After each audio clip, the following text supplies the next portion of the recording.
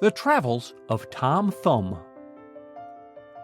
There lived a tailor who had only one son, and he was extremely small, not any larger than your thumb, and so was called Tom Thumb. However, he was a courageous little fellow, and he told his father, "Father, I am determined to go into the world to seek my fortune." "Very well, my son," answered the old man, and taking a big darning needle, he made a top to it of sealing wax and gave it to Tom Thumb, saying, "There is a sword for you to use to defend yourself on your journeyings." Then the little fellow, desiring to dine once more with his parents, popped into the kitchen to find out what his mother was preparing for his last dinner at home. All the dishes were ready to be taken in, and they were standing upon the hearth. "What is it you have for dinner, dear mother?" he inquired. "You can look for yourself," she replied. Then Tom sprang up onto the hob and peeped into all the dishes, but over one he leant so far that he was carried up by the steam through the chimney, and then for some distance he floated on the smoke, but after a while he fell upon the ground once more. Now at last Tom Thumb was really out in the wide world, and he went on cheerily, and after a time was engaged by a master tailor. But here the food was not so good as his mother's, and it was not to his taste. So he said, "Mistress, if you will not give me better things to eat, I shall chalk upon your door, 'Too many potatoes and not enough meat.' Goodbye, potato mill." "I should like to know what you want, you little grasshopper," cried the woman very angrily, and she seized a shred of cloth to strike him. However, the tiny tailor popped under a thimble, and from it he peeped, putting out his tongue at the mistress. So she took up the thimble, meaning to catch him, but Tom Thumb hid himself amongst the shreds of cloth, and when she began to search through those, he slipped into a crack in the table, but put out his head to laugh at her. So she tried again to hit him with the shred, but did not succeed in doing so, for he slipped through the crack into the table drawer. At last, though, he was caught and driven out of the house.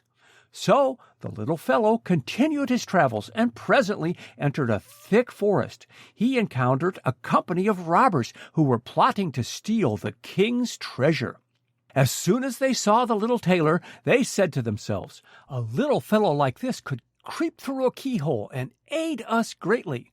So one called out, "Hello, little man, will you come with us to the king's treasury?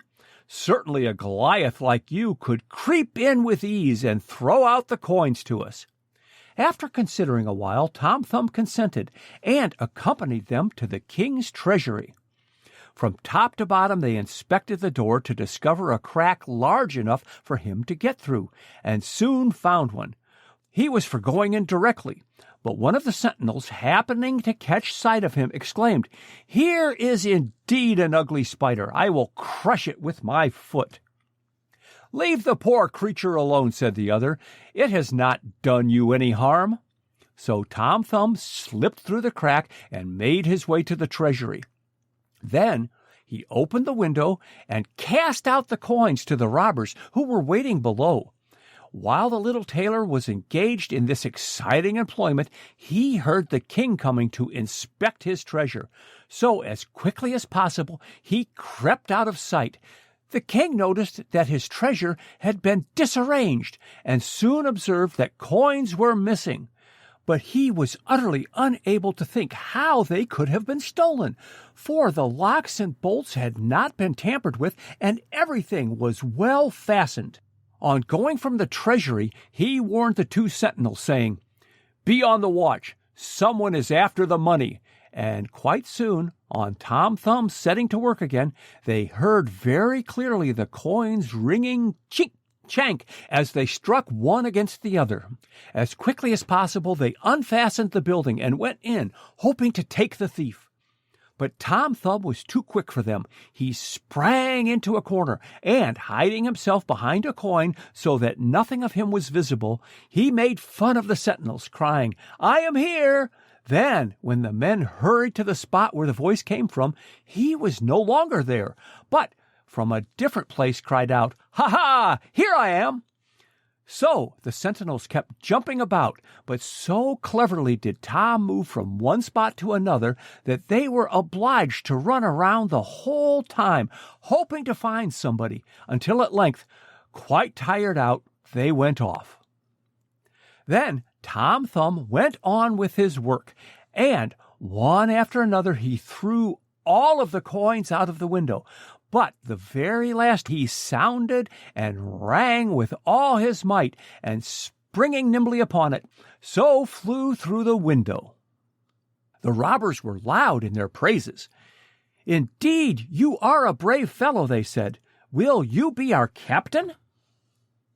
Tom Thumb, thanking them, declined this honor, for he was anxious to see more of the world. Then the booty was apportioned out, but only a ducat was given to the little tailor, for that was as much as he could carry. So Tom girded on his sword again, and, bidding farewell to the robbers, continued his travels.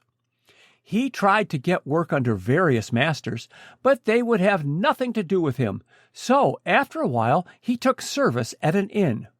But the maids there disliked him, for he was about everywhere and saw all that went on without being seen himself, and he told their mistress of their dishonest ways, of what was taken off the plates and from out the cellars.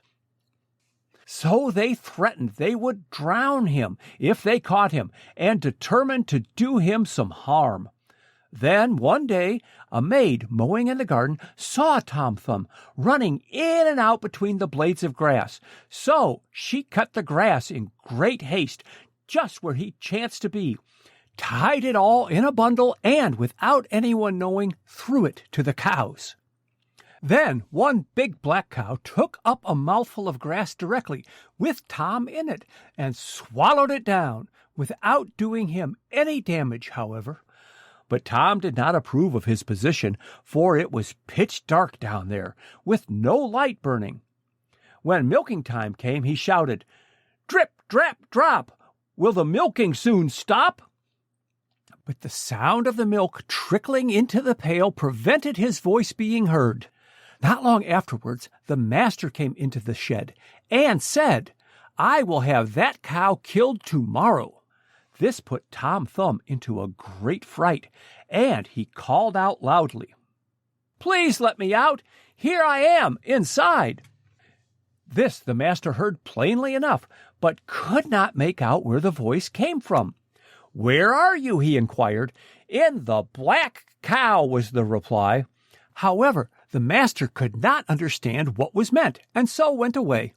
The following morning the cow was killed, but fortunately, in the cutting up, the knife did not touch Tom Thumb, who was put aside with the meat that was to be made into sausages.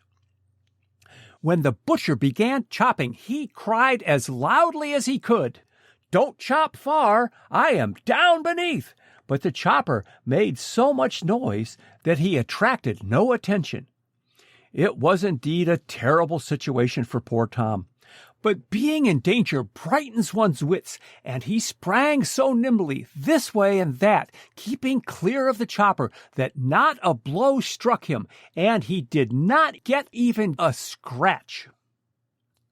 However, he could not escape. There was no help for it. He was forced into a skin with the sausage meat, so was compelled to make himself as comfortable as might be. It was very close quarters, and besides that, the sausages were suspended to smoke in the chimney, which was by no means entertaining, and the time passed slowly.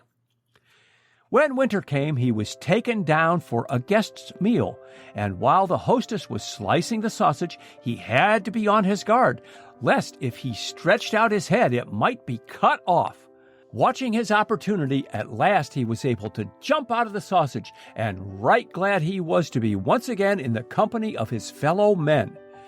It was not very long, however, that he stayed in this house where he had been met by so many misfortunes. And again he set forth on his travels, rejoicing in his freedom, but this did not long continue. Swiftly running across the field came a fox, who, in an instant, had snapped up poor little Tom. "Oh, Mr. Fox," called out the little tailor, It is I who am in your throat. Please let me out." "Certainly," answered Reynard. "You are not a bit better than nothing at all. You don't in the least satisfy me. Make me a promise that I shall have the hens in your father's yard, and you shall regain your liberty." "Willingly, you shall have all the hens. I make you a faithful promise," responded Tom Thumb. So the fox coughed and set him free, and himself carried Tom home.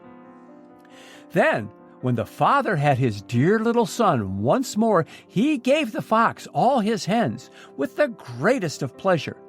"Here, father, I am bringing you a golden coin from my travels," said the little fellow, and he brought out the ducat the thieves had apportioned to him. But how was it that the fox was given all the poor little hens? "Foolish little one, don't you think your father would rather have you than all the hens he ever had in his yard?"